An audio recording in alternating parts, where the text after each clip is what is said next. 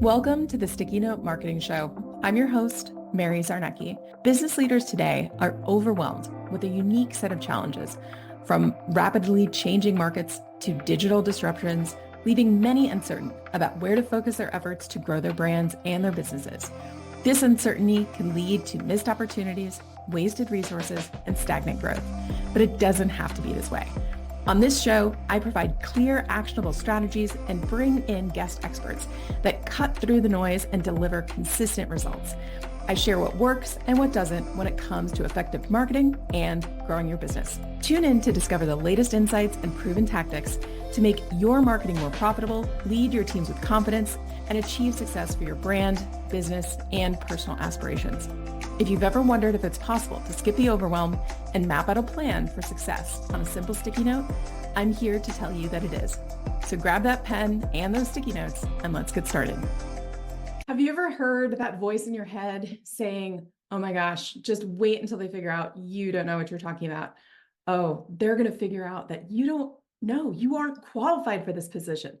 Oh, they're going to figure you out. Those voices in our head, that negative thinking, that imposter syndrome is incredibly common, much more common than we actually probably think.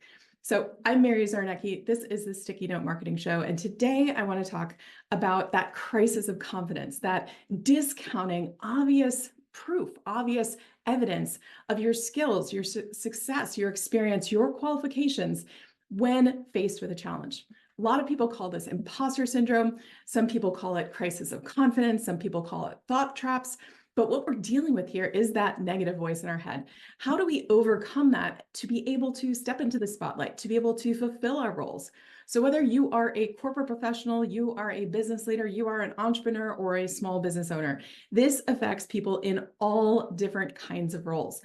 So today I want to talk about three things. Number one, I want to talk about what we can do as a first step. If you find yourself having these crises of confidence, being someone who is dealing with this imposter syndrome, what is the first thing I would invite you to do if we were working together? The other thing I want to talk about is that thought trap, right? What are some of the most common thought traps as I'm working with some of my coaching clients that we need to overcome, that we need to help them break through and develop practices around? So we're going to talk about that. And last but not least, I want to share with you one thing that I see as incredibly powerful, which is how not to play the what if game. And I'm going to tell you what the what if game is in just a second. So the first thing I would invite you to do, if this is something that you're challenged by, feeling that imposter syndrome creep up, feeling like, oh my gosh, I just feel like everyone else is so much more qualified. Everyone else knows about this. Why would someone listen to me? Why would someone work with me? Why would someone hire me? What if they find out I'm not as qualified as they think I am, right? Those voices in our head.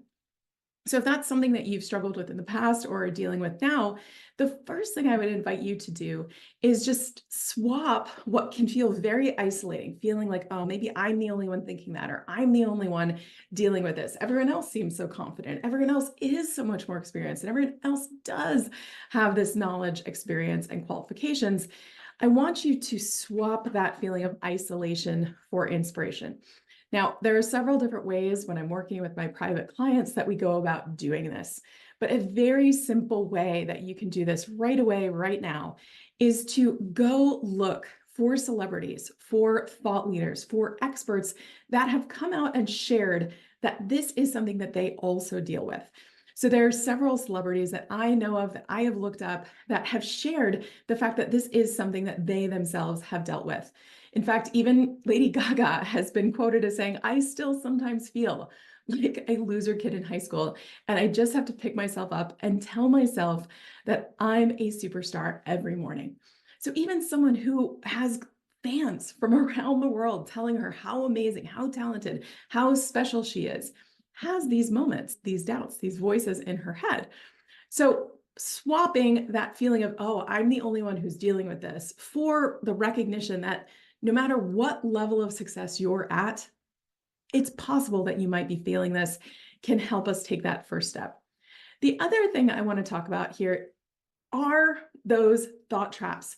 As human beings, we developed this anxiety, this fear response, this desire not to be seen, not to be called out, not to be the tallest blade of grass, because if we were food, right? Whatever predator was coming after us was going to find us, was going to see us. So being seen is not always the most normal or natural thing for us.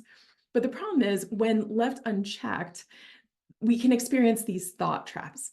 Now, according to some of the literature I've reviewed, there are typically around 10 or 11 most common thought traps that affect professionals today. And I just want to talk about one that I have seen with most of my private coaching clients be extremely common, but yet there's a way to help them overcome it. And that is that filtering, that basically what we're doing when we are filtering is we are only looking at the negative. We're going to pick out that single mistake we made, that single thing that went wrong, and we're going to focus on it. We're going to look at it from every angle. We're going to pick it apart. And what can happen when we are doing this filtering is we actually just start to collect the negatives. We create our own little collection of all of the things. See, I did that wrong, and I did that wrong, and that went wrong, and I did this wrong. So we start to collect all of these negatives, and sometimes it becomes the only thing we can see.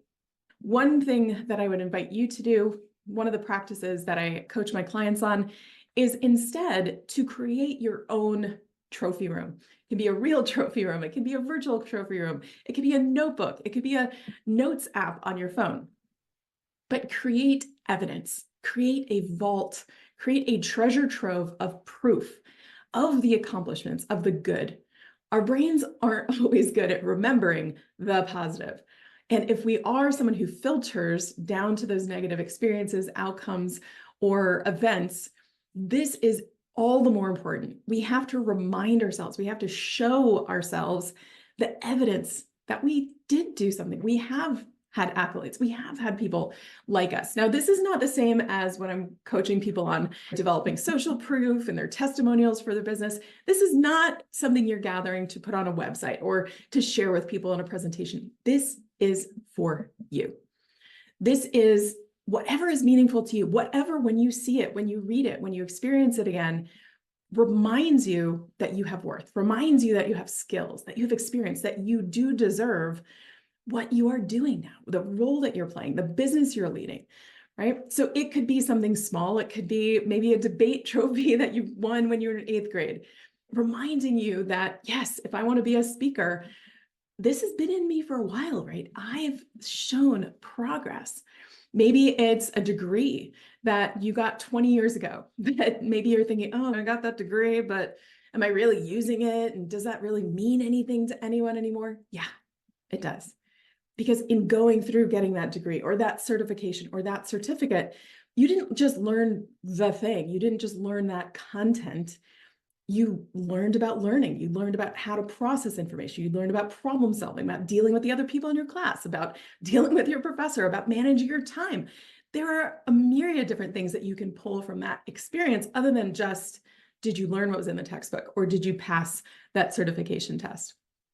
So remind yourself, create that little virtual or in-person or physical trophy room for yourself. Remind yourself, gather the compliments that past colleagues or managers have sent you. Put that in a singular file so that when you do start filtering, when it does seem like we only are seeing the negatives, we can go visit that trophy room. We can go visit that collection and remind ourselves that, yeah, maybe I did mess that up. Yeah, maybe I did make a wrong mistake. Yeah.